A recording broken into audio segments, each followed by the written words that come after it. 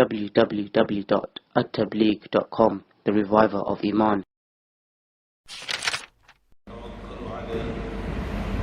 ونعوذ بالله من شرور أنفسنا ومن سيئات أعمالنا من يهده الله فلا مضل له ومن يضلل فلا هادي له ونشهد أن لا إله إلا الله وحده لا شريك له ونشهد أن سيدنا ومولانا محمد وبارك وسلم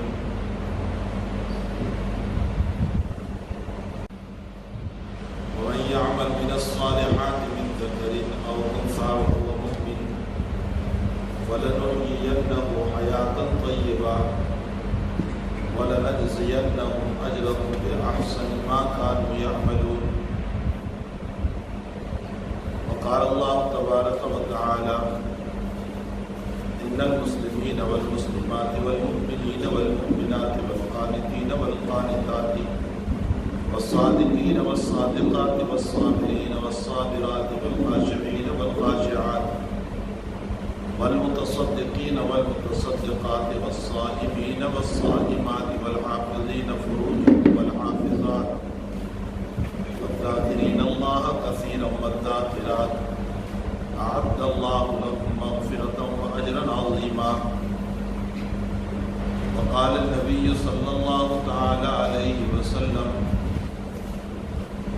الدنيا كلها متاع وخير متاع الدنيا المرأة الصالحة، أو كما قال عليه الصلاة والسلام. معزز مائیں، بہنیں اور بیٹیاں، اب تعالیٰ جل شانہ و من والہ کا انتہائی کرم، اس کا فضل، اس کا احسان ہوا کہ اس مالک نے، اس کریم مولا نے ہماری دین کی نسبت پر ملاقات کرائی اور دینی نسبت پر ہم سب کا جمع ہونا ہو. دنیا کی مجلسیں مختلف عنوانوں سے منعقد ہوتی ہے. کوئی مجلس غیبت کے عنوان سے منعقد ہوتی ہے، کوئی مجلس ناچ گان کے عنوان سے منعقد ہوتی ہے، کوئی مجلس شراب نوشی اور شراب پینے کے اعتبار سے منعقد ہوتی ہے. لیکن دنیا میں کچھ مجلسیں ایسی بھی ہیں کہ جن مجلسوں کا تعلق اللہ اس کے رسول صلی اللہ علیہ وسلم سے اور صرف اللہ اس کے رسول کے نام پر وہ مجلسیں منعقد ہوتی ہیں. ہماری آج کی یہ مجلس کسی اللہ اور اس کے رسول صلی اللہ علیہ وسلم کے عنوان سے روایتوں میں ہے کہ جب کہیں دین کی مجلس منعقد ہوتی ہے تو فرشتے اس مجلس کو چاروں طرف سے گھیر لیتے ہیں، اور جب تک وہ مجلس وہاں رہتی ہے وہاں تک وہ فرشتے ان مجلس والوں کے لیے دعائیں کرتے رہتے ہیں. اور جب مجلس ختم ہوتی ہے تو یہ فرشتے اللہ کے دربار میں جاتے ہیں، رب کریم جاننے کے باوجود ان فرشتوں سے یہ پوچھتے ہیں کہ بتاؤ تم کہاں سے آ رہے ہو؟ فرشتے کہتے ہیں کہ رب کریم فلاں جگہ پر انڈمان شہر میں فلاں اسکول میں اے اللہ تیری اور تیرے حبیب کی باتیں ہو رہی تھی، ہم اس مجلس کے پاس گئے تھے اور اس مجلس کے چاروں طرف کھڑے تھے. اللہ تعالیٰ جاننے کے باوجود پوچھتے ہیں کہ یہ بتاؤ کہ اس مجلس میں بیٹھنے والے اور بیٹھنے والیاں کیا مانگ رہے تھے؟ فرشتے کہتے ہیں کہ اللہ وہ جنت مانگ رہے تھے. تو اللہ کہتا ہے کہ کیا میری جنت انہوں نے دیکھی؟ فرمایا نہیں دیکھی. تو اللہ پھر پوچھتے ہیں کہ اچھا وہ میری جنت کو دیکھ لے تو؟ فرمایا ساری دنیا کو چھوڑ کر وہ جنت ہی کے مانگنے میں لگ جائے گی. اور وہ کس چیز سے پناہ چاہ رہے ہیں؟ فرشتے کہتے ہیں کہ وہ جہنم سے پناہ چاہ رہے ہیں. اچھا میری جہنم کو دیکھا ہے؟ کہا نہیں دیکھا. اگر دیکھ لیں تو فرشتے کہتے ہیں ان کی زندگی کڑوی ہو جائے گی، اور جہنم کے تذکروں کو سن کر، اس کو دیکھ کر کہ یہ لوگ پریشان ہو جائیں گے، تو پھر اب تعالیٰ کا ارشاد ہوتا ہے فرشتوں تم گواہ رہو، میں نے اس مجلس میں بیٹھنے والوں کو سب کو معاف کر دیا، چاہے وہ مرد ہو یا عورت ہو۔ اللہ کی طرف سے اس طرح کی مجلسوں پر معافی کا اعلان ہوتا ہے، تو فرشتے اللہ سے سوال کرتے ہیں کہ رب کریم، اس میں سارے تیرے بندے یا تیری بندیاں دین کی بات سننے کے لیے نہیں آئے تھے، بلکہ وہ تو اپنے کسی کام سے آئے تھے، مثلا کسی کو ملنا تھا اور وہ اس مجلس میں آئی ہوئی تھی، تو اس کی وجہ سے بیٹھنا پڑا، یا کچھ لوگ اس مجلس میں اس لیے آئے تھے کہ ہم دیکھ لیں بیان کیسا ہوتا ہے، یا کچھ لوگ اس لیے آئے تھے کہ اس بہانے ہمارا وقت گزر جائے۔ بہرحال کچھ لوگوں کی نیت صحیح نہیں تھی، وہ کسی سے ملنے کی غرض سے آئے ہوئے تھے یا اور کام سے آئے تھے، اور تو یہ کہہ رہا ہے کہ میں نے سب کو معاف کر دیا، تو کیا ان کی بھی مغفرت ہو گئی؟ اللہ اس وقت یہ فرماتے ہیں کہ اس مجلس میں کچھ میرے بندے اور کچھ میری بندیاں تو مخلص ہوگی، جو صرف اخلاص لے کر کے آئی تھی۔ میں نے ان اخلاص والیوں کی بدولت جس نیت سے اس مجلس میں بیٹھے تھے ان سب کو میں نے معاف کر دیا۔ اور پھر اللہ جل شانہ ایک جملہ فرماتے ہیں جو نبی کریم صلی اللہ علیہ وسلم نے نقل فرمایا، ہم القوم لا یسقی جلیسہم، وہ مخلصین ایسے ہیں کہ ان کے پاس بیٹھنے والے کبھی محروم نہیں جاتے۔ یہ اخلاص کی برکت ہے، اخلاص بڑی عظیم المرتبت دولت ہے، اب تعالیٰ جل شانہ جن کو عطا فرماتے ہیں، اور اخلاص اتنی بڑی نعمت ہے کہ حضرات محدثین نے نبی کریم صلی اللہ علیہ وسلم کا وہ فرمان مبارک، وہ حدیث، وہ ملفوظ مبارک، وہ روایت، وہ آپ کی زبان مقدس سے نکلی ہوئی بات، جس کو اپنی کتاب کا سر فہرست بنایا اور اس سے اپنی کتاب کو شروع فرمایا، انما الاعمال بالنیات وانما لامرئ ما نوى فمن كانت هجرته الى الله ورسوله فهجرته الى الله ورسوله ومن كانت هجرته الى دنيا او الى امرأة ينكحها فهجرته الى ما هاجر اليه۔ اس روایت سے امام المحدثین امیر المؤمنین فی الحدیث حضرت امام بخاری رضی اللہ تعالیٰ عنہ نے اپنی کتاب کو شروع فرمایا۔ اس روایت سے صاحب مشکات رحمۃ اللہ علیہ نے اپنی کتاب کا آغاز فرمایا۔ اس روایت سے علامہ جلال الدین سیوطی رحمۃ اللہ علیہ نے اپنی کتاب کا آغاز فرمایا۔ اس روایت سے حافظ ابن حجر عسقلانی رحمۃ اللہ علیہ جیسے محدث نے اپنی کتاب بلوغ المرام کی ابتدا فرمائی۔ اس روایت سے حضرت الامام نووی رحمۃ اللہ علیہ نے اپنی کتاب الاربعین جس میں 40 حدیث شریف ہے اپنی کتاب کا آغاز فرمایا۔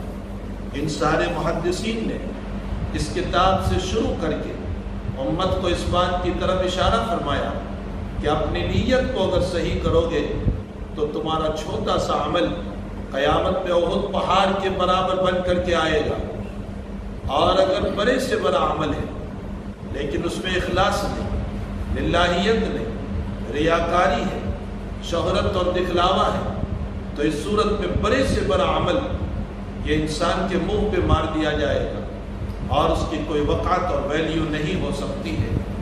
اللہ کی نگاہ میں اخلاص اصل ہے، اللہ کی نگاہ میں سنت رسول صلی اللہ علیہ وسلم اصل ہے۔ اگر اخلاص کے ساتھ اور نبی علیہ السلام کی سنت کے ساتھ ہم نے چھوٹا سا عمل کیا وہ اللہ کے وہاں قبول ہے، اور بغیر اخلاص کے یا سنت رسول صلی اللہ علیہ وسلم سے ہٹ کر اگر ہم نے کوئی عمل کیا تو وہ چاہے بڑے سے بڑا عمل کیوں نہ ہو وہ مردود ہو جائے گا۔ اسی لیے ایک روایت میں میری مائیں، بہت لمبی روایت ہے، سبعۃ یظلھم اللہ یوم لا ظل الا ظل عرش الرحمن، ملک عادل وشاب نشأ فی عبادۃ اللہ تعالی ورجل قلبه معلق بالمساجد ورجلان تحابا فی اللہ وابغضا فی اللہ الی آخر الروایہ۔ اس روایت میں نبی کریم صلی اللہ علیہ وسلم کا ارشاد ہے کہ 7 قسم کے لوگ وہ ہیں، میری ماں ایک بات وضاحت کے ساتھ سن لے کہ ان روایتوں میں مردوں کا تذکرہ ہوتا ہے، لیکن صرف مرد مراد نہیں ہے، عورتیں بھی مراد ہیں۔ مردوں کا تذکرہ اس لیے ہوتا ہے کہ مرد اصل ہے، عورت اس کے تابع ہے، اس لیے مردوں کا تذکرہ ہوتا ہے، ورنہ جو فضائل، جو مناقب، جو باتیں مردوں کے لیے بیان کی گئی وہ اللہ نے عورتوں کے لیے بھی بیان فرمائی۔ اس میں ارشاد فرمایا کہ اللہ قیامت کے دن 7 قسم کے لوگوں کو اپنے عرش کے سائے میں رکھنے والا ہے۔ عرش کا سایہ جب آفتاب ہمارے سروں پر ہوگا، زمین انتہائی گرم ہوگی، ایسے موقع پر اللہ اپنے عرش کے نیچے رکھے گا۔ ہمارے حضرت شیخ یونس صاحب جو ہمارے استاذ بھی ہیں، ہمارے شیخ بھی ہیں، ہمارے مربی بھی ہیں، حضرت یہ فرماتے ہیں، اس حدیث شریف کے اوپر ہمیں سبق میں یہ فرمایا تھا کہ اللہ کے عرش کے نیچے جگہ مل جانا یہ دلیل ہے اس بات کی کہ اللہ قیامت میں ان کا حساب نہیں کرے گا، یہ بہت بڑا انعام ہوگا۔ یہ 7 قسم کے لوگ کون ہیں؟ ملک عادل، انصاف کرنے والا بادشاہ، چاہے وہ ملک کا بادشاہ، چاہے وہ صوبہ اور اسٹیٹ کا بادشاہ، چاہے وہ مدرسے کا بادشاہ، چاہے وہ اسکول کا بادشاہ۔ اسکول کے بادشاہ سے مطلب ہے اسکول کا ہائی ٹیچر جو ہوا کرتا ہے، یا مدرسے کا ناظم و معتمم جو ہوا کرتا ہے، چاہے وہ مکان کا باپ ہی کیوں نہ ہو، اس لیے کہ باپ بھی بادشاہ ہے اپنی اولاد پر، اپنی بیوی پر، یہ بھی بادشاہ ہے۔ ہر ایک نے، بلکہ اس سے بڑھ کر ایک تفسیر اور ہے، ہر انسان بادشاہ ہے، اس لیے کہ ہر انسان کے دل کو اللہ نے بادشاہ سے تعبیر فرمایا۔ حدیث شریف میں نبی کریم صلی اللہ علیہ وسلم کا ارشاد ہے، آپ صلی اللہ علیہ وسلم فرماتے ہیں، سنو میری مائیں غور سے اس روایت کو، فرمایا الحلال بین والحرام بین وبینہما مشتبہات، حلال بھی کلیئر ہے، حرام بھی کلیئر ہے۔ حلال کیا ہے؟ شریعت نے جس کو حلال کہا وہ حلال ہے، شریعت نے جس کو حرام کہا وہ حرام ہے۔ ان دونوں کے درمیان شبہ والی چیز ہے، وبینہما مشتبہات، یعنی اس میں حلال کے بھی دلائل ہیں، حرام کے بھی دلائل ہیں۔ تو ہیلے حوالے کر کے حلال پر نہ جانا، بلکہ حرام کے دلائل کو دیکھ کر اس کو اپنے اوپر حرام کر لینا۔ اللہ کے نبی کہتے ہیں کہ اس کی بنیاد پر اللہ تمہیں تقوی نصیب کر دے گا۔ جو آدمی حلال اور حرام دونوں دلائل ایسے موقع پر حلال کے دلائل کی طرف نہ جائے، بلکہ حرام کو دیکھ کر کے یہ سوچے کہ نہیں میں اس سے بچوں گا، پرہیز کروں گا، تو نبی کریم صلی اللہ علیہ وسلم فرماتے ہیں کہ اللہ جل شانہ اس کو تقوی نصیب فرما دیں گے۔ آگے حضور پاک صلی اللہ علیہ وسلم کا ارشاد ہے، الا وان لکل ملک حما وحم اللہ تبارک و تعالی محارمہ، فرمایا تمام لوگوں کی اپنی پرائیویٹ زمین ہوتی ہے، اور اللہ کی پرائیویٹ زمین اللہ کے منع کردہ اور حرام کردہ کام ہے۔ جیسے کسی کی پرائیویٹ زمین میں ہم نہیں جا سکتے، اسی طرح اللہ کے حرام کردہ کاموں میں بھی ہمیں نہیں جانا چاہیے۔ اس نے کہا شراب نہ پیو، ہم نہیں پیئیں گے۔ اس نے کہا زنا نہ کرو، ہم نہیں کریں گے۔ اس نے کہا حرام کا لقمہ نہ کھاؤ، ہم نہیں کھائیں گے۔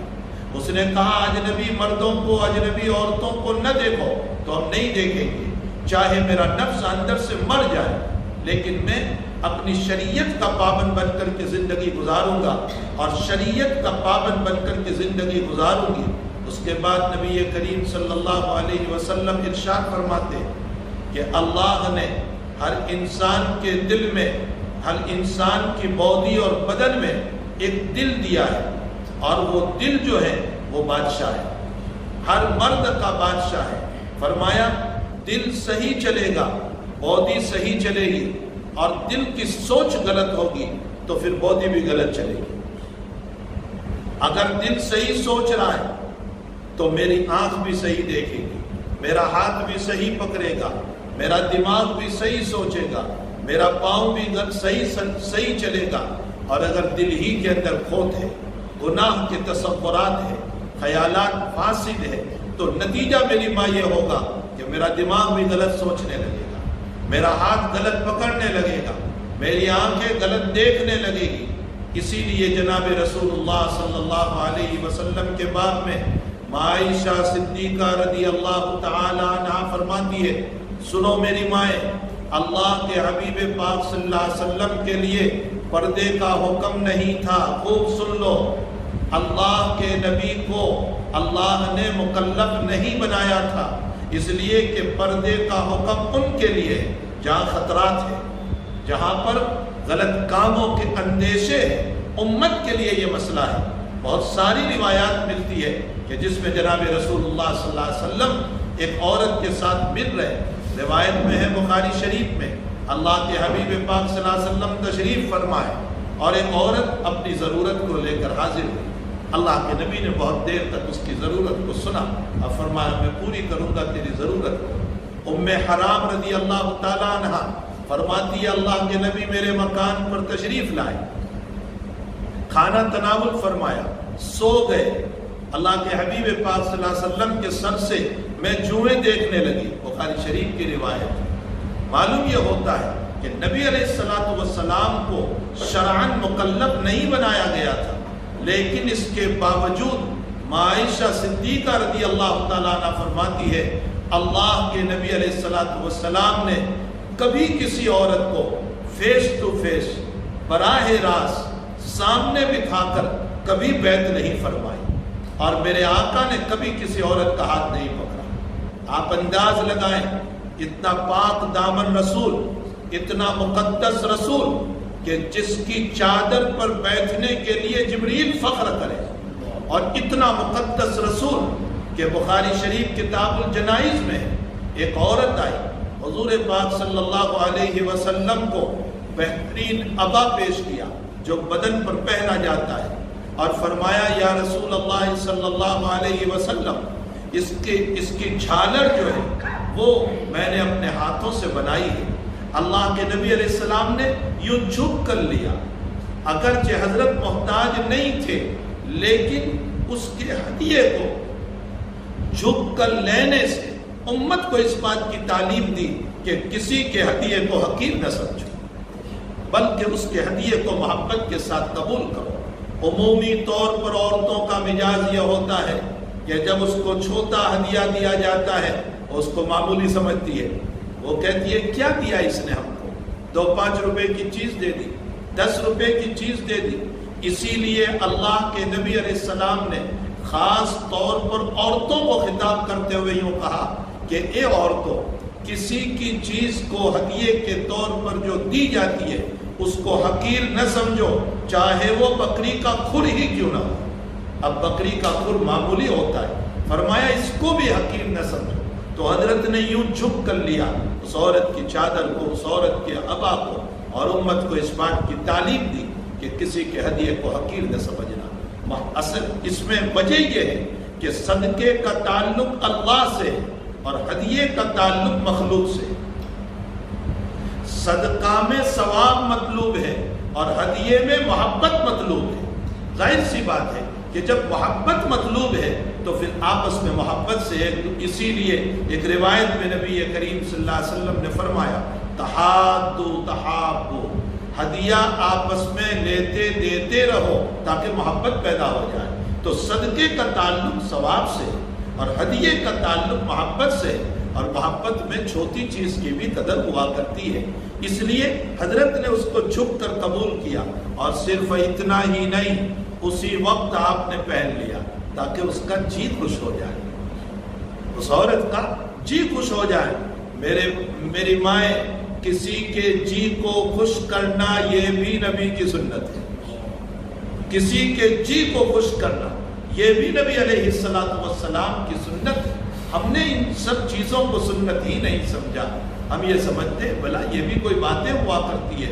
حضور پاک صلی اللہ علیہ وسلم جی کو خوش کیا کرتے تھے، بشرطے کہ وہ شریعت کے خلاف نہ ہو، شریعت کے حدود سے ہٹ کر نہ ہو، شریعت کے دائرے سے باہر نہ ہو، تو آپ صلی اللہ علیہ وسلم جی کو خوش کیا کرتے تھے۔ حکیم الامت حضرت اقدس تھانوی نور اللہ مرقدہ اعتکاف میں تھے، آپ کی 2 بیویاں تھیں، آپ کی چھوٹی بیوی نے اپنے ہاتھوں سے حضرت کے لیے عبا بنایا، شیروانی کی شکل میں عبا بنایا، اور جب حضرت 29 رمضان المبارک کو چاند طلوع ہو گیا عید کا، حضرت اعتکاف سے گھر آئے، صبح میں بیوی نے کہا میں نے بڑی محبت سے اس کو بنایا ہے، حضرت آپ اس کو پہن کر کے عیدگاہ میں جائیں گے۔ حضرت زندگی میں اس طرح کی شیروانی نہیں پہنی تھی، اس کے ساتھ ساتھ وہ کلر بھی حضرت کو پسند نہیں تھا، لیکن بہرحال بیوی نے بنایا تھا، اور یہ کہا حضرت آپ اس کو پہن کر کے جائیں۔ حضرت نے ان کے جی کو خوش کرنے کے لیے پہن لیا، عیدگاہ میں گئے، نماز پڑھی، نماز کے بعد کسی نے کہا حضرت آپ کو اچھا نہیں لگتا، فرمایا میں بھی جانتا ہوں مجھے اچھا نہیں لگتا، اسی وقت نکالا اور نکال کر اس کو ہدیہ کر دیا۔ لیکن ایک مرتبہ اپنے بیوی کے جی کو خوش ضرور کر دیا، اور فرمایا یہ بھی نبی کی سنت ہے، حضور پاک صلی اللہ علیہ وسلم کی یہ بھی سنت ہے۔ میری مائیں اپنے شوہر کے جی کو خوش کرنا یہ سنت ہے، وہ سفر سے آئے، وہ دور و دراز سے آئے، وہ کاروبار سے آئے، وہ اپنے کام کو پورا کر کے آئے، اس کو مسکراہٹ سے ملنا، اس کو دعائیں دینا، صبح کو جب وہ نکلے تو اس کو سلام کر کے روانہ کرنا، اس کو دعائیں دے کر روانہ کرنا، یہ سب کی سب سنت ہے نبی کریم صلی اللہ علیہ وسلم کی۔ لیکن میری ماؤں کی زندگیوں میں اور میری بیٹیوں کی زندگیوں میں اور میری بہنوں کی زندگیوں میں یہ ساری سنتیں رخصت ہو گئی، ختم ہو گئی۔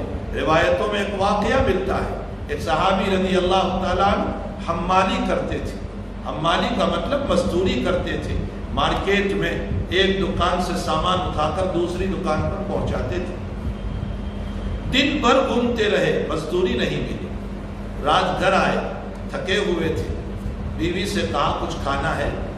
بیوی نے کہا میں تو خود انتظار میں تھی کہ آپ کچھ لے کر آتے تو میں اس کو بنا لیتی، کچھ بھی نہیں ہے مکان میں۔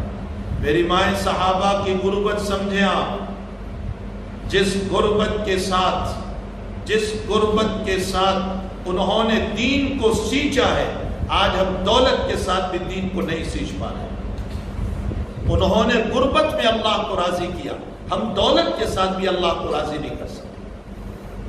انہوں نے حالات اور پریشانیوں کے بیچ میں اپنے دین کو مضبوط رکھا، آج ہم دولت کے باوجود اپنے دین کو مضبوط نہیں رکھ پائے۔ انہوں نے اپنی غربت میں ایسے اللہ کو راضی کیا کہ ان کو پروانہ مل گیا، رضی اللہ عنہ ورضوا عنہ، اللہ تم سے راضی، تم اللہ سے راضی۔ آج ہم ساری دولت کے باوجود اپنے اللہ کو راضی نہیں کر پا رہے ہیں، وجہ اس کی کیا ہے؟ ہماری طبیعتوں میں میری مائیں شکر سے زیادہ ناشکریاں بہت ہیں، شکر کم ہے، ناشکریاں بہت زیادہ ہے۔ ذرا سی مصیبت کے آنے پر لقمان حکیم کا واقعہ بہت مشہور ہے کہ لقمان حکیم اگرچہ کوئی نبی نہیں تھے، لیکن ان کی باتیں بڑی حکمت بھری تھی۔ قرآن کریم نے ان کی حکمت بھری باتوں کو قرآن میں نقل بھی کیا، ان کی نصیحتوں کو قرآن کریم نے نقل فرمایا۔ ایک مرتبہ انہوں نے اپنے بیٹے کو نصیحت کرتے ہوئے فرمایا، یا بنی اقم الصلاۃ وأمر بالمعروف وانہی عن المنکر واصبر علی ما اصابک ان ذلک لمن عزم الامور۔ یا بنی، اے میرے بیٹے نماز قائم کر، اقیم الصلاۃ، نماز قائم کر۔ ہماری بہنوں بیٹیوں کی زندگی میں نماز کی کمی ہے، اور نماز کی کمی کا حال یہ ہے کہ فجر کی نماز غائب، عشاء کی نماز غائب۔ پہلی نصیحت فرمائی اقیم الصلاۃ، نماز قائم کرو، وَأَمُرْ أَهْلَكَ بِالصَّلَاةِ، اور اپنے بیٹے سے کہہ رہے ہیں اپنے گھر والوں کو بھی نماز کی تاکید کرو۔ وَأَمُرْ أَهْلَكَ بِالصَّلَاةِ وَاسْتَبِرْ عَلَيْهَا، اور جمے رہو اس کے اوپر، إِنَّ ذَلِكَ لَمِنْ عَزْمِ الْأُمُورِ، نمازوں کو قائم کرنا بہت بڑی دولت ہے، بہت بڑا امر ہے۔ یہ لقمان کی نصیحت ہے آپ کے بیٹے کو، جو قرآن نے نقل فرمائی۔ ایک جگہ لقمان کی نصیحت قرآن نقل کر رہا ہے، لا تصعر خدك للناس ولا تمش في الارض مرحا انك لن تخرق الارض ولن تبلغ الجبال طولا۔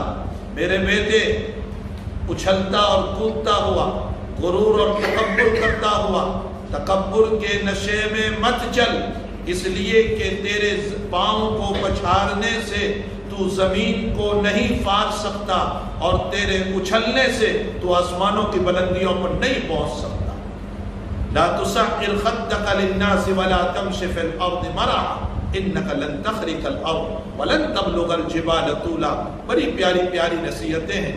لقمان حکیم غلام تھے، ان کے آقا نے ایک مرتبہ بہت ساری ککری کتوائی، اور ککری کو کتوانے کے بعد پھر لقمان سے کہا تم بھی کھاؤ۔ اتفاقی طور پر لقمان کے حصے میں جو ککری گئی وہ بہت کڑوی تھی، اس کے باوجود وہ کھاتے رہے۔ اخیر میں تھوڑا سا ٹکڑا مالک نے کہا مجھے دے دے، مالک نے منہ میں رکھا، انتہائی کڑوی۔ فرمایا لقمان تم پوری ککری اسی طرح کڑوی کھا گئے، مجھ سے اتنا سا ٹکڑا نہیں کھایا جاتا، تم نے کہا بھی نہیں۔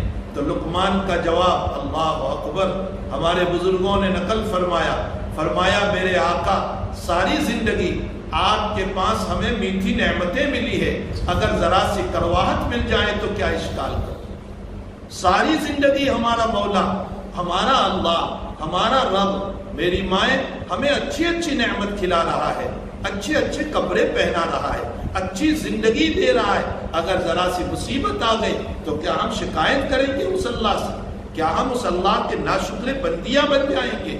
ہرگز نہیں۔ ہمیں چاہیے کہ ہم شکر گزار بندے بنے اور شکر گزار بندیاں بنے۔ لئن شکرتم لازیدنکم، اگر شکر کرو گے تو میں نعمتوں میں خوب اضافہ کروں گا۔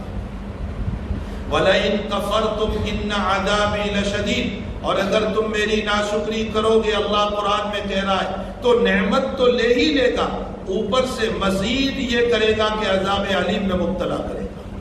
تو میری مائیں، حقیقت یہ ہے کہ وہ صحابی رضی اللہ تعالیٰ شام میں تھکے ہوئے آئے، بیوی سے پوچھا ہے کچھ کھانا؟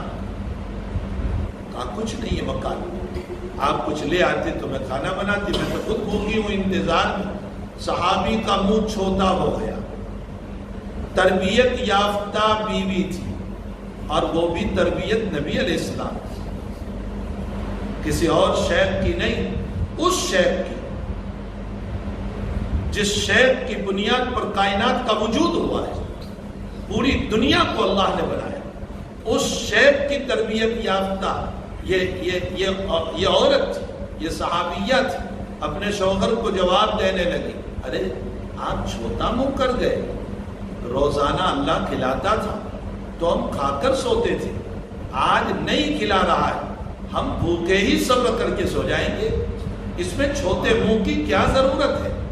وہ تربیت یافتہ میری مائیں، وہ عورتیں تھی صحابیات۔ اس لیے میں تم سے بھی گزارش کرتا ہوں، صحابیات کی زندگیاں پڑھو، صحابیات کی زندگیاں پڑھو، تب تمہیں پتا چلے گا کہ زندگی کیسی ہونی چاہیے۔ ان کی لائف سے آپ کو زندگی گزارنے کا طریقہ معلوم ہوگا، ان کی زندگی سے آپ کو گھر چلانے کے سلیقے اور طریقے معلوم ہوں گے۔ بخاری شریف میں روایت ہے، ایک عورت آئی، اس کو مرگی کی بیماری تھی۔ مرگی کا مطلب ہوتا ہے اچانک بے ہوش ہو جانا، گر جانا، دانت بند جانا، یہ بیماری تھی۔ وہ نبی علیہ السلام کے پاس آئی، کہنے لگی یا رسول اللہ صلی اللہ علیہ وسلم دعا فرما دیجئے اللہ مجھے شفا دے دے اس بیماری سے. سنو اب نبی کیا کہہ رہے ہیں, یہ نہیں کہ تو ہاتھ اٹھائے اچھا میں دعا کر دیتا ہوں جب شفا ہو جائے, یہ نہیں فرمایا. اللہ کے نبی علیہ السلام نے فرمایا بہن صبر کر لے, اس بیماری پر صبر کر لے, اللہ تمہیں جنت عطا کرے گا. کیسی تربیت ہو رہی, صبر کر لے اللہ تجھے جنت عطا کرے گا. فرمایا یا رسول اللہ آپ بالکل مجھے سچ کہہ رہے. فرمایا بالکل اللہ تمہیں اس بیماری کے صبر کرنے پر تمہیں جنت عطا کرے گا. تو اب وہ عورت کہہ رہی ہے اچھا میں صبر کرتی, لیکن کم سے کم ایک دعا تو فرما دیجئے, اور وہ دعا یہ ہے کہ میں راستے میں جب چلتی ہوں تو چلتے چلتے اس بیماری کی وجہ سے میں گر جاتی ہوں تو میرے کپڑے ہٹ جاتے ہیں. آپ اتنی دعا تو فرما دیجئے کہ اگر راستے میں گر جاؤں تو میرے کپڑے نہ ہٹیں. اتنی دعا تو آپ فرما دیجئے. میں اکثر اس روایت پر اپنی ماں اور بہنوں کو یا اپنے بھائیوں کو سناتا ہوں کہ اگر ہم ہوتے اور جب نبی علیہ السلام ہم کو یوں کہتے کہ صبر کر لو جنت ملے گی, تو شاید ہم یوں کہہ دیتے کہ اللہ کے حبیب آپ ایک کام کیجئے نا, بیماری بھی دور کروا دیجئے جنت بھی دلا دیجئے. بیماری بھی دور ہو جائے جنت بھی مل جائے. اس عورت نے یہ نہیں کہا کہ بیماری دور ہو جائے اور جنت مل جائے, اس نے کہا میں صبر کرتی.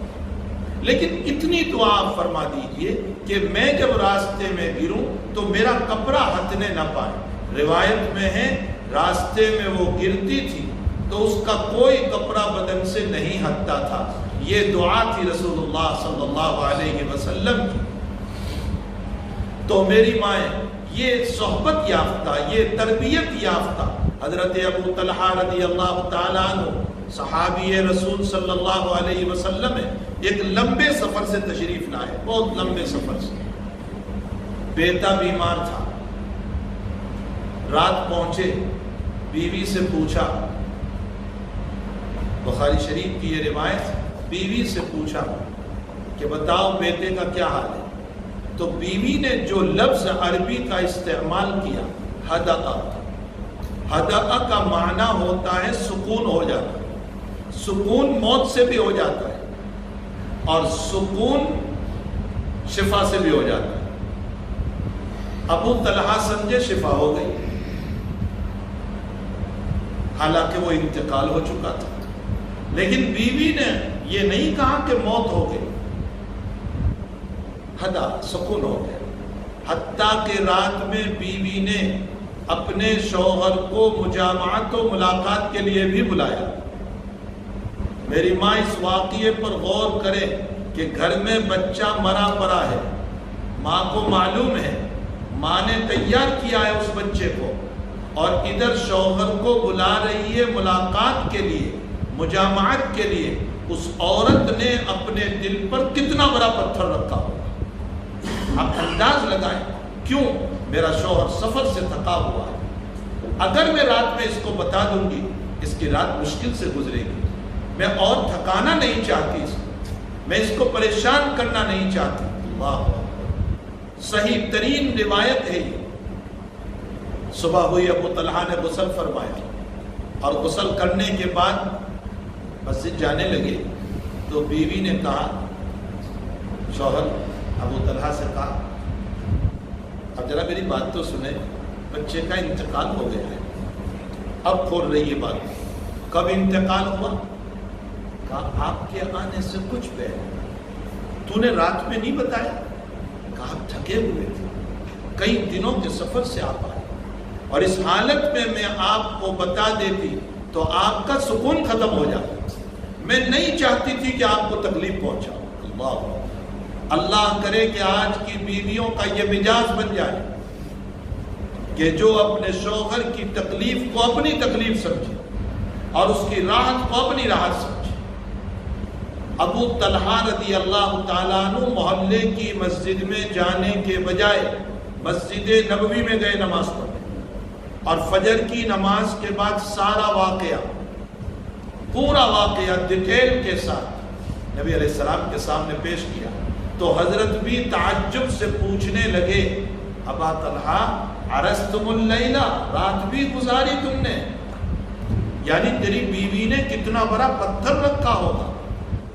فرمایا جی یا رسول اللہ۔ اسی وقت ہاتھ اٹھائے نبی علیہ السلام نے اور دعا فرمائی، اے اللہ آج کی ملاقات سے ابو طلحہ کو لڑکا عطا فرما، اور آگے دعا فرمائی، اور اے اللہ اس کو حافظ قرآن بنا۔ محدثین لکھتے ہیں کہ حفظ قرآن سے بڑھ کر بھی اگر کوئی دولت ہوتی تو نبی ضرور دعا فرماتے۔ معلوم ہوتا ہے حفظ قرآن سے بڑھ کر کوئی دولت نہیں۔ اللہ کا کرنا، نبی کی دعا قبول ہوئی، ابو طلحہ کے گھر لڑکا پیدا ہوا، اللہ نے اس کو حافظ قرآن بنایا، اور پھر اس لڑکے کو 8 لڑکے پیدا ہوئے، اور ان 8 کو بھی اللہ نے حافظ قرآن بنایا۔ تو ابو طلحہ کا بیٹا بھی حافظ، اور ابو طلحہ کے 8 پوتے بھی حافظ۔ یہ تو بخاری شریف کی روایت ہے۔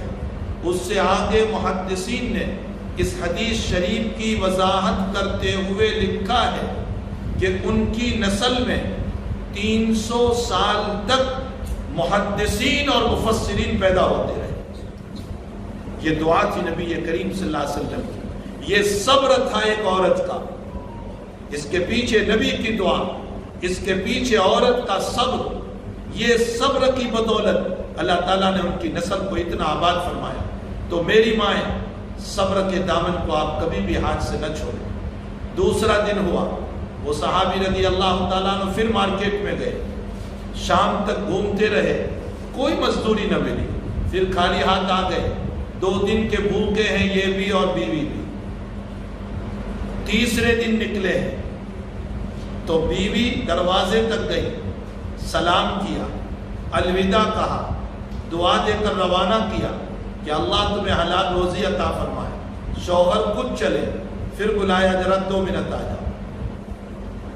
کہا دیکھو میری ایک بات یاد رکھو، تمہیں مجھ سے محبت ہے اور یقیناً میں اس محبت کی قدر کرتی ہوں، لیکن ایک بات یاد رکھو، آج بھی اگر آپ کو حلال روزی نہ ملے تو خالی ہاتھ آ جانا، آج بھی ہم بھوکے سو جائیں گے، لیکن میرے فکر کی وجہ سے آپ گھر میں حرام کی روزی لے کر کے نہ آنا۔ میں بھوکا رہنا پسند کرتی ہوں لیکن حرام روزی کو اپنے پیٹ میں جانے نہیں دوں گی۔ یہ تربیت یافتہ تھی جناب رسول اللہ صلی اللہ علیہ وسلم سے۔ تو میری مائیں، میں آپ کو یہ سمجھا رہا تھا کہ اللہ کے حبیب پاک صلی اللہ علیہ وسلم اتنے پاک دامن، اس کے باوجود عائشہ صدیقہ رضی اللہ تعالیٰ عنہ فرماتی ہے، ما مس رسول اللہ صلی اللہ علیہ وسلم ید امرأۃ قط، اللہ کے حبیب نے اپنی پوری لائف میں کسی پرائی عورت کا ہاتھ پکڑ کے بیعت نہیں فرمایا۔ آپ کے بیعت کرنے کا طریقہ کیا تھا عورتوں کو؟ آپ کے بیعت کرنے کے 3 طریقے جو حدیث شریف میں بیان کیے گئے۔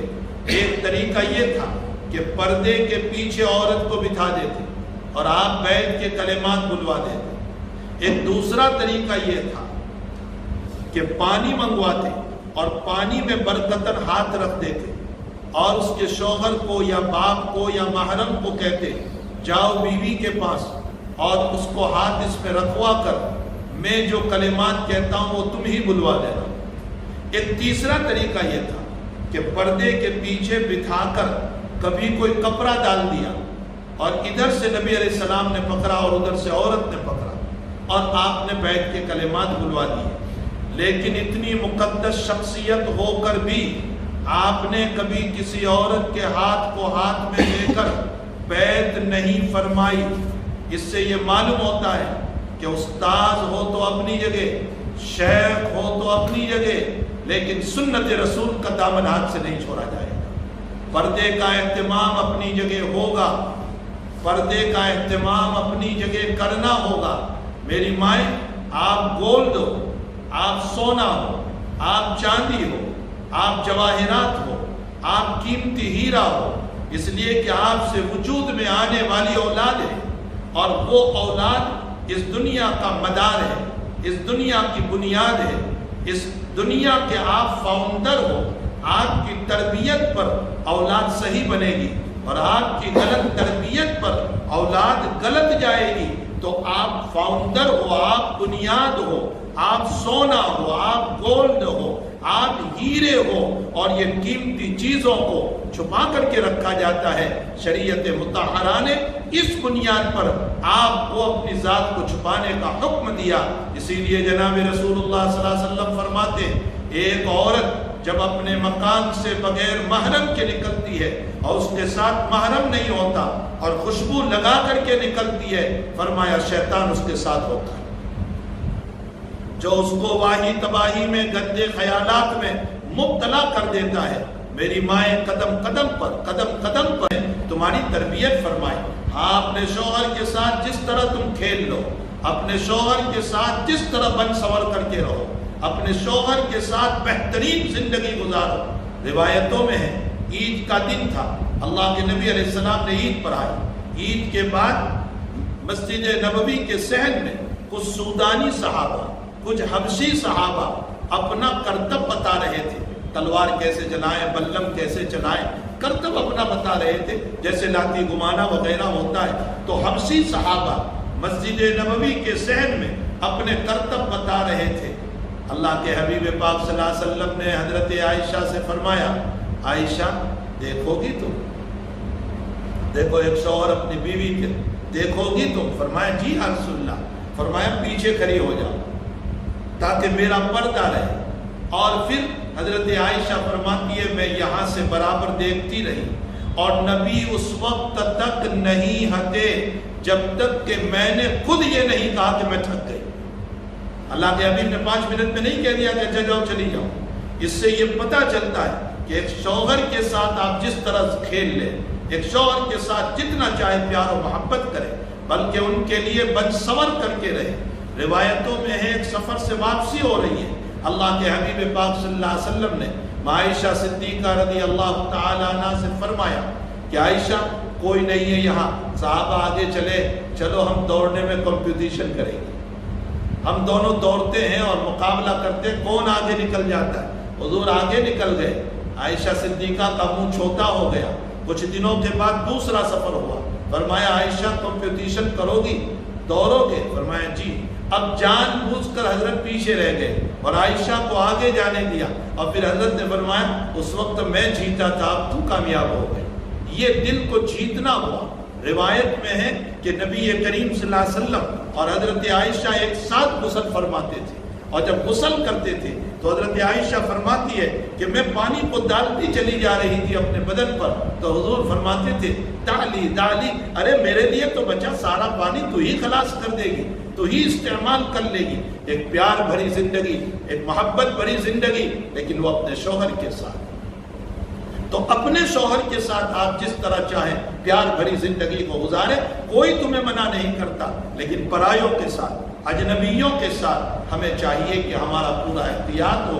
شریعت مطہرہ نے ہمیں احتیاط کرنے کا حکم دیا، اسی لیے قرآن کریم کے اندر تعالیٰ جل شانہ عما والہ نے نیک مردوں کے ساتھ نیک عورتوں کی بھی تعریف فرمائی۔ ان المسلمین والمسلمات والمؤمنین والمؤمنات والقانتین والقانتات والصادقین والصادقات والصابرین والصابرات والخاشعین والخاشعات والمتصدقین والمتصدقات۔ مسلمان مرد، مسلمان عورتیں، مومن مرد، مومن عورتیں، نماز پڑھنے والے مرد، نماز پڑھنے والی عورتیں، صدقہ کرنے والے مرد، صدقہ کرنے والی عورتیں، اللہ سے ڈرنے والے مرد، اللہ سے ڈرنے والی عورتیں، والمتصدقین والمتصدقات والصائمین والصائمات، اور روزہ رکھنے والے مرد اور روزہ رکھنے والی عورتیں، والحافظین فروجہم والحافظات، اور اپنے مخصوص پارٹ اور اپنے بدن کی حفاظت کرنے والے مرد اور حفاظت کرنے والی عورتیں، والحافظین فروجہم والحافظات والذاکرین اللہ کثیرا والذاکرات، ذکر کرنے والے مرد اور ذکر کرنے والی عورتیں، اعد اللہ لہم مغفرۃ واجرا عظیما۔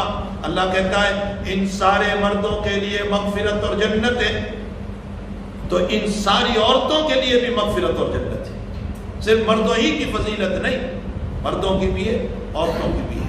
قرآن کریم میں ایک جگہ اللہ نے فرمایا مَن يَعْمَلْ مِنَ الصَّالِحَاتِ مِن ذَكَرٍ أَوْ أُنثَىٰ وَهُوَ مُؤْمِنٌ فَلَنُحْيِيَنَّهُ حَيَاةً طَيِّبَةً، جو بھی مرد اور جو بھی عورت پاکیزہ زندگی گزاریں گے، پاکیزہ زندگی، پاکیزہ زندگی کس کو کہتے ہیں؟ حلال کھانا۔ پاکیزہ زندگی کس کو کہتے ہیں؟ نماز پڑھنا۔ پاکیزہ زندگی کس کو کہتے ہیں؟ اللہ کے فرائض کو پورا کرنا۔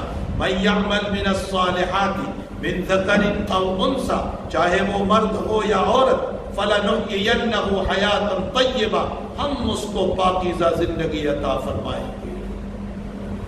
میری مائیں، اللہ کی پاکیزہ زندگی اگر چاہتی ہو تو دنیا میں نیکی، تقوی، پرہیزگاری والی زندگی اپناؤ۔ بہت سے لوگ ربیع الاول کے ان 12 دن کے اندر کبھی جشن، کبھی جلوس، کبھی کوئی بیان، بس ہو گیا۔ میرا نبی ان 12 دن کے لیے نہیں آیا ہے، میرا نبی تو ساری لائف کے لیے آیا ہے۔ یہ غلط ہے کہ صرف ان دنوں کے اندر کوئی بیان ہو جائے اور بس ہو گیا۔ جناب رسول اللہ صلی اللہ علیہ وسلم کی اطاعت کرو، فرما برداری کرو۔ آپ نے عورتوں کو کیسے زندگی گزارنے کا حکم دیا، اس طرح پر زندگی گزارو۔ اگر اس طرح پر عائشہ صدیقہ رضی اللہ تعالیٰ عنہ نے ایک مرتبہ ارشاد فرمایا، اللہ کے حبیب میرے پاس ایک آدمی آیا اور یہ بتایا، اشارہ کیا، یوں یعنی چھوٹا سا ٹھینگنا آدمی، ٹھینگنا، اس کو یوں اشارہ کیا، یہ حقارت تھی، یہ اس آدمی کو حقیر اور ذلیل بتانا تھا۔ حضور پاک صلی اللہ علیہ وسلم نے فرمایا، عائشہ اگرچہ ذو زبان سے نہیں بولی لیکن جو تیرے ہاتھ کا اشارہ ہے وہ کسی کو ذلیل بتانے کے لیے ہے۔ فرمایا اس کے گناہ کو اگر اللہ جسم دے دے اور دریا میں ڈالا جائے تو سارا سمندر اس کے گناہ سے کالا ہو جائے۔ آپ نے تربیت فرمائی اپنی بیوی کی، اپنی بیوی کی تربیت فرمائی۔ تو میری مائیں، آقا صلی اللہ علیہ وسلم کی مبارک سنتوں پر آؤ، آپ نے جیسے ہمیں حکم دیا اس کے مطابق ہم زندگی گزارنے والے بنے۔ آپ نمازوں کی فرما بردار ہوگی اور نماز پڑھنے والی ہوگی تو آپ کا معصوم لال بھی نماز پڑھے گا، آپ کا نواسا پڑھے گا، آپ کی نواسی پڑھے گی، آپ کا پوتا پڑھے گا، آپ کی پوتی پڑھے گی۔ بچوں کو عادت ہوتی ہے نقل اتارنے کی، بچوں کو عادت ہوتی ہے نقل اتارنے کی۔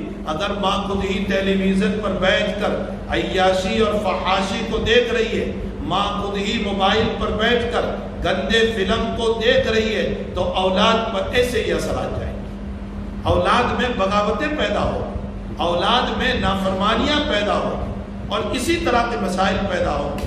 میرا جانا ہوا، میں اس واقعے پر اپنی بات ختم کروں۔ بایزید بستامی رحمۃ اللہ علیہ کی مزار پر میں حاضر ہوا۔ ازبیکستان میں آپ کی مزار ہے۔ بایزید بستامی رحمۃ اللہ علیہ کی مزار پر جب میں حاضر ہوا تو مجھے آپ کی زندگی کا واقعہ یاد آ گیا۔ مقام بستان سے قریب آپ کا مزار ہے اور ایک بڑی مسجد بھی ہے وہاں۔ ہم نے وہاں نماز پڑھ کر کے دعائیں بھی کی کہ اللہ اس بزرگ کے فیض سے ہم سب کو محظوظ فرما۔ تو مجھے ان کا واقعہ یاد آیا۔ وہ یتیم تھے، باپ کا انتقال ہو گیا تھا۔ ماں ان کو ایک اس زمانے کے صوفی وقت کے پاس پڑھنے کے لیے لے گئے اور حفظ قرآن میں داخلہ دیا۔ استاذ محترم کے پاس حافظ ہونے لگے۔ چھوٹی سی عمر تھی، ماں یاد آنے لگی۔ 2-4 ہفتے گزرے، استاذ محترم سے کہا امی یاد آ رہی ہے، آپ اجازت دیں تو میں گھر چلا جاؤں، ذرا ماں کو مل کر آ جاؤں۔ ماں یہ کہہ کر گئی تھی میرا بچہ جب تک قرآن پورا نہ کرے اس کو نہ بھیجنا، چاہے جتنے سال لگ جائے۔ ہے ہمت یہ آپ میں کہ ماں یوں کہہ دے کہ جب تک حافظ نہ ہو اس کو گھر پہ نہ بھیجنا؟ آج دینی تعلیم اسی لیے زندگیوں سے ہماری اولاد کے نکل گئی۔ اب ادھر استاذ پریشان ہے کہ چھٹی دیتا ہوں تو ماں نے جو کہا ہے اس کے خلاف، اور نہیں دیتا ہوں تو چھوٹا سا بچہ ہے۔ تو استاذ نے ایک شرط لگائی، بیٹا اگر تم آج اتنے پیج یاد کر کے سنا دو گے تو چھٹی دو۔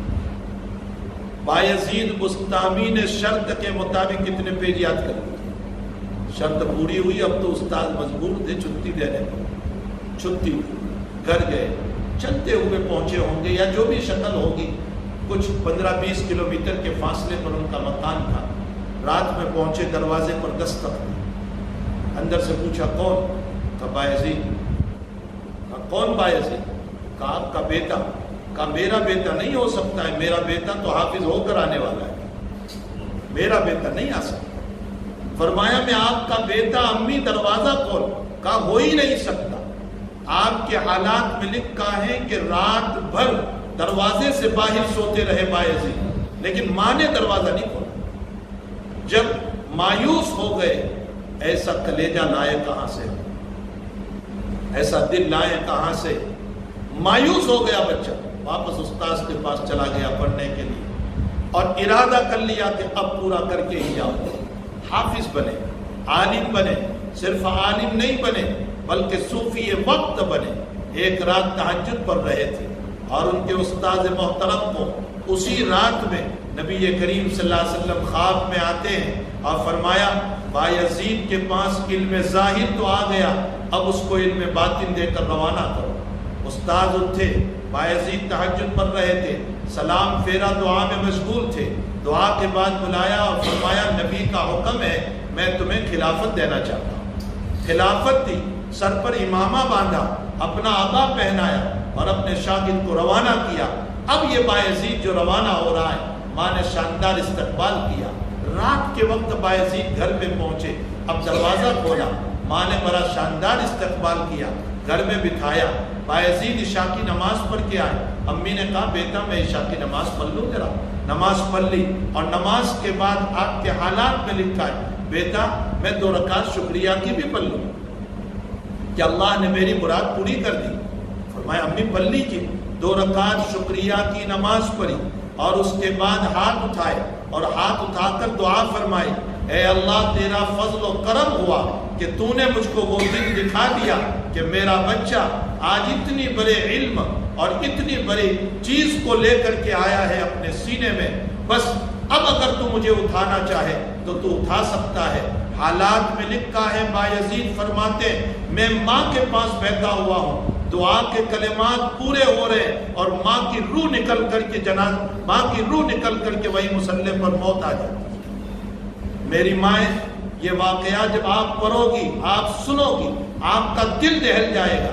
یہ ہے تربیت اولاد کے مسائل, یہ ہے تربیت اولاد کے مسائل. اپنی اولادوں کو موبائل دینے سے نہیں بنتے, اپنی اولادوں کو شاندار اور نہ معلوم کیسے موبائل کو ہاتھ میں تھما دینے سے اولاد کی تربیت نہیں ہوتی. وہ تو فوج دیکھے گا, وہ عیاشی دیکھے گا, وہ نادان ہے, وہ ناسمجھ ہے, اسے اپنے فیوچر اور مستقبل کا پتہ نہیں ہے کہ مجھے کیا بننا ہے اور کیا نہیں بننا ہے. یہ ذمہ داری ہے ماں باپ کی. اور میں اکثر مستورات میں ایک بات کہا کرتا ہوں کہ میری ماں جب تو نماز پڑھے گی اور تیرا لال یا تیری بیٹی یا تیرا نواسا یا نواسی, تیرا پوتا یا پوتی جب تیری نکالی اتارے گا, اور معصوم 2 سال کا بچہ جب تیرے ساتھ سجدے میں جائے گا, تو میں سمجھتا ہوں کہ میری ماں اگر تیری نماز قابل قبول نہیں تھی تو اس معصوم کے صدقے میں بھی اللہ قبول کر لے. کوئی شک اس میں نہیں ہے کہ اس معصوم کے صدقے میں اللہ تمہاری نمازوں کو قبول کرے گا. بہت مشہور واقعہ ہے کہ باپ کا انتقال ہوا اور گناہوں سے لبریز, قبر میں عذاب, اور ماں نے باپ کے انتقال کے 2-4 سال کے بعد جب بچہ بڑا ہوا اور اس کو مدرسے میں پڑھنے کے لیے رکھا, اور بچے نے جب پہلی مرتبہ پڑھا بسم اللہ الرحمن الرحیم, تو لکھا ہے کہ اللہ تعالیٰ نے اس کے باپ کی سزا کو اور عذاب کو یہ کہہ کر قبر میں معاف کر دیا کہ تیرا معصوم تو مجھے رحمان و رحیم کہے اور میں اس کے باپ کو سزا دوں, یہ میری رحمت کے خلاف. تو میری مائیں, اولاد کی تربیت تمہارے ہاتھ میں ہے, تم جیسے کرو گی ویسے بنے گی. اللہ جل شانہ ہم تمام کو ان باتوں پر عمل کی توفیق عطا فرمائے. اسی لیے میں نے حدیث شریف پڑھی, الدنیا کلھا متاع, دنیا کی تمام چیزیں استعمال کی ہے, وخیر متاع الدنیا المرأۃ الصالحہ, لیکن دنیا میں بہترین چیز اگر کوئی ہے تو ایک عورت. خود حضور پاک صلی اللہ علیہ وسلم نے ایک روایت میں فرمایا مجھے دنیا میں 3 چیزیں محبوب ہیں. نمبر 1 خوشبو, عطر جس کو کہا جاتا ہے. نمبر 2 نماز, میری آنکھوں کی ٹھنڈک ہے. اور نمبر 3 نیک عورت. فرمایا جس کو نیک عورت مل گئی اس کا گھر جنت بن گیا. میری مائیں یہ بات یاد رکھیں، بنگلوں کے ذریعے سے، فرنیچروں کے ذریعے سے، اے سی کے ذریعے سے، شاندار صوفوں کے ذریعے سے گھر جنت نہیں بنتا، آپسی محبت اور نبی کی تعلیمات سے گھر جنت بنتا ہے۔ جب آپسی تعلیمات آپ کی صحیح ہوگی، محبت آپس میں شوہر کے ساتھ ہوگی، تو اس سے گھر جنت بنتا ہے، چاہے جھوپڑا ہی کیوں نہ ہو، چاہے پتلی سی گدری پر سونا مل جائے، لیکن وہ گھر جنت ہوا کرتا ہے۔ اور اے سی چل رہا ہے، بنگلہ ہے، صوفہ سیٹ لگا ہوا ہے، فرنیچر ہے، لیکن شوہر بیوی کا منہ نہیں دیکھتا، بیوی شوہر کا منہ نہیں دیکھتی، ایک دوسرے میں جھگڑا ہے، دلوں میں بغض ہے، عداوتیں ہیں، تو اس صورت میں یہ گھر کبھی بھی جو ہے جنت نہیں بن سکتا۔ اور محبتیں پیدا ہوتی ہے نبی کی تعلیمات سے، قرآن کریم کے ذریعے سے محبت پیدا ہوتی ہے۔ اس لیے قرآن سیکھنے والی بنو، نبی کی تعلیمات پہ عمل کرنے والی بنو۔ اللہ ہم سب کو عمل کی توفیق عطا فرمائے۔ الحمدللہ رب العالمین والعاقبۃ للمتقین والصلاۃ والسلام علی سید الانبیاء والمرسلین وعلی آلہ وصحبہ اجمعین۔ اللہم صل وسلم دائما ابدا علی حبیبک خیر الخلق کلہم۔ اے اللہ گناہوں کو معاف فرما، اللہ قصوروں سے درگزر فرما، اللہ ہم سب کو سچی توبہ کی توفیق عطا فرما۔ اللہ ہم اقراری مجرم ہیں، ہمیں اپنے گناہوں کا اعتراف ہے، اللہ ہماری جلوت بھی گندی ہے، ہماری خلوت بھی گندی ہے۔ اے اللہ ظاہری لباس کو دیکھ کر لوگ ہم سے محبت کرتے ہیں، لیکن باطن ہمارا بہت گندا ہے۔ مولا تجھے کہنے کی ضرورت نہیں ہے، تو ہماری راتوں سے بھی واقف ہے، تو ہمارے دن سے بھی واقف ہے۔ اللہ تو ہمیں معاف فرما دے، اپنے مجرموں کو معاف فرما، اپنے گنہگاروں کو معاف فرما۔ اے اللہ یہ عورتیں اپنے دلوں میں نہ معلوم کیا کیا ارمانیں لے کر آئی ہیں، اے اللہ ان کے ارمان کو پورے فرما، ان کے جائز تمناؤں کو پوری فرما، ان کے حاجتوں کو پورا فرما، ان کے بہنے والے آنسوؤں کو قبول فرما۔ اے اللہ سب کی اولادوں کو نیک صالح بنا۔ اے اللہ جن کے نکاح نہیں ہوئے ہیں ان کے نکاح کا انتظام فرما۔ اے اللہ جو نکاح والے ہیں اور گھروں میں جھگڑے ہیں ان جھگڑوں کو ختم فرما، آپس میں محبت عطا فرما۔ اے اللہ بے اولاد ہے نیک صالح اولاد عطا فرما، جو اولاد والے ہیں اے اللہ ان کی اولادوں کو آنکھوں کی ٹھنڈک بنا، بگڑنے اور پھسلنے سے، ضلالت اور گمراہیوں سے ہماری اور ہماری نسلوں کی پوری حفاظت فرما۔ اے اللہ سب کے کاروبار میں برکت عطا فرما، رحمتیں عطا فرما۔ اے اللہ ہر بیوی کو اپنے شوہر کی اطاعت گزار، فرما بردار اور خدمت کے جذبات والی بنا دے، اور ہر شوہر کو اپنی بیوی کے حقوق پورا کرنے کی توفیق عطا فرما۔ اے اللہ جو مانگا اپنے فضل سے عطا فرما، نہیں مانگا اپنے فضل سے نصیب فرما۔ بیماروں کو شفائے دائمہ عطا فرما، مرحومین کی مغفرت فرما، ہماری دعاؤں کو اپنے فضل و کرم سے قبول فرما۔ وصلی اللہ علی النبی الکریم برحمتک یا